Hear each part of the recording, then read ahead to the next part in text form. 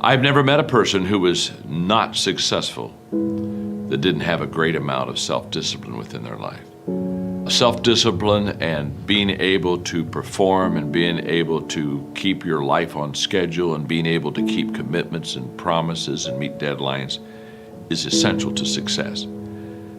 The fact of the matter is that the reason discipline is hard to maintain is because it is hard to maintain. That's what makes discipline hard. It's hard.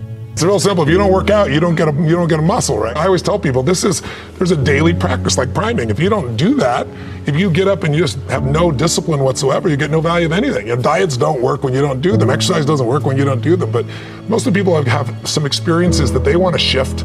And once you shift those things, your whole life changes. The thing about self-discipline is that it is necessary for everything you do in your life. You have to be self-disciplined. Unfortunately, just as human as everyone else. And it is work to maintain the discipline. That's what it is, work. Holding the line, maintaining the standard, giving no slack, none. That's the discipline. That's the discipline, and it is hard. If discipline comes from somewhere else, it's very, very hard to remain consistent because you tend to resist.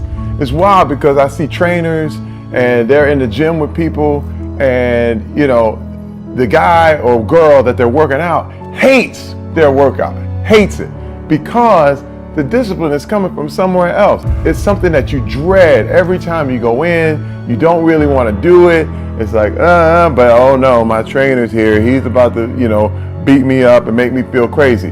Well, the truth is, every trainer should work his way out of your life.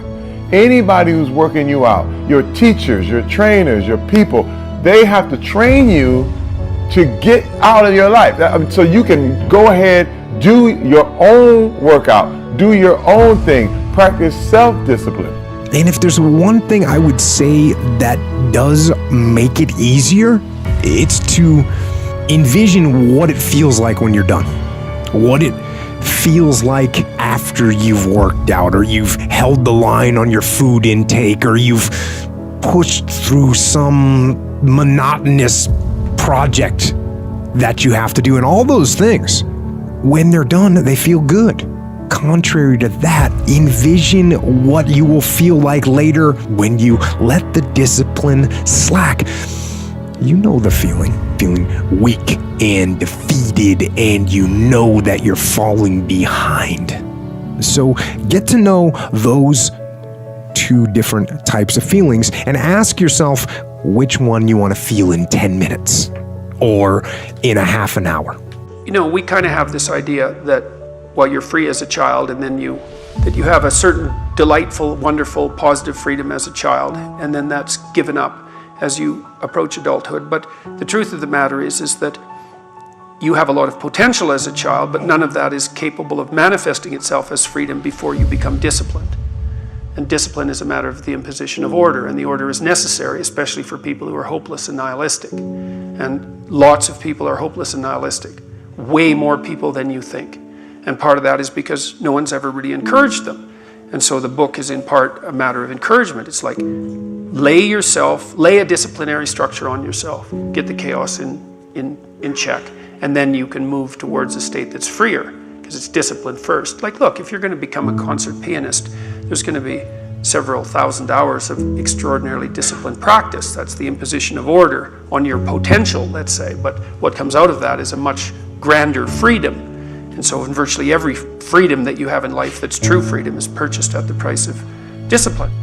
When the thing is done, when the discipline has been implemented, remember what that feels like, and then remember that those minutes and those hours, they turn into weeks and months and years, and holding the line in those critical minutes will put you in an infinitely better place, physically and mentally, if you maintain the discipline. So work through the weakness, fight through the temptation, hold the line. Hold the line, maintain the discipline. It is not easy. but it is worth it because discipline equals freedom. It's all mental, and people don't get it. You know, everybody wants to say, okay, well, here go 10 steps to, okay, Lewis said do 8, E.T. said do 9. You know, this person says this to 12 steps, and everybody's trying to get the steps without the mentality. It's like, okay, maybe you don't need all 9, or maybe you don't need all 8. Maybe you need 4, maybe you need 12. I don't know. But I think sometimes they see what we do and say, if I can duplicate that, just like exactly how he's done in the book, exactly how, and it's like, yo, you have a story. You know, you have a unique experience. And so your 12 are shaped by not just your world, but how your world has shaped your thinking. And I think that's the part they're missing. It's like, guys, you know, if it was easy, everybody could do it. If it was a cookie cutter, everybody would just follow it to the T. But there's a mindset. And when I looked at Serena, you know, when I look at the Michael Jordans of the world, Tom Brady, you know, when you look at Michael Phelps, like, it is a mentality. You know, on our new album, The Resolution, I talk about, I got that dog. And I'm not really referring to just this, you know, aggressiveness, but it is a mindset. I saw Belichick said something where, you know, they were like, how you feeling about the Super Bowl? He's like, I'm gonna be honest with you, we're 5 weeks behind. You know what I'm saying? He's like, yo, everybody else for next year. Everybody else is practicing, training. They lost, you know, they and so they're trying to get ready. They're lifting weights, they're reading books, they're, you know, everybody that lost is studying. He's like, yo, what type of mind says we're 5 weeks behind in terms after the Super Bowl. Right, the day after the Super Bowl. So, but again, it's a mentality, and I think a lot of people are missing that mentality. You know, and there's a lot of folks that live life on a cushy cloud of marshmallows and bullshit. And then one day something goes wrong. And I mean, that's why spoiled kids are so sad. Like, a spoiled young boy is one of the saddest things ever. A young boy that becomes a man and can't take care of himself, and his dad has to keep on rescuing him. His dad has to keep on bailing him out of situations and giving him money. I've met guys like that. And that is a crippling affliction when they don't have the character themselves to be able to get by in life. They constantly need someone to help them and bail them out. Even as a grown man, I've met guys in their 40s that still need help from their parents. I'm like, what the man? You're never going to get it right, because somewhere along the line, they didn't face enough of the adversity to realize that there's sometimes you just got to get up and get shit done. There's sometimes where you have to pull yourself up and you have to push forward, even if you want to stay in bed. And if you don't do that, and you just keep calling on your daddy, and your daddy keeps rescuing you, you never develop those tools. You never develop that ability to recognize what you're doing wrong with your life. Because you're soft, you got a cushiony, you got a safety net for your safety net. Make every day your masterpiece. The secret of your success, the secret of my success, is determined by what we do daily.